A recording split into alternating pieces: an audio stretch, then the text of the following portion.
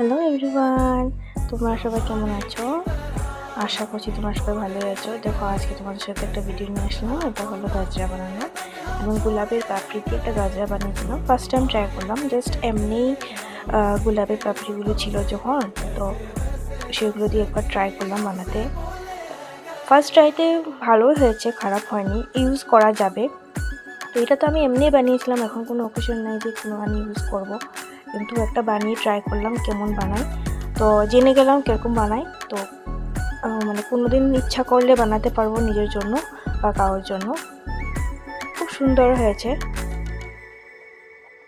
আমার তো খুব ভালো লেগেছে। তোমরাও জানিয়ে তোমাদেরকে কেমন লাগলো।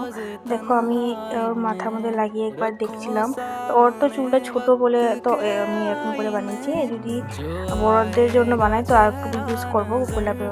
আজকের জন্য এতটুকু, বাই বাই, টাটা।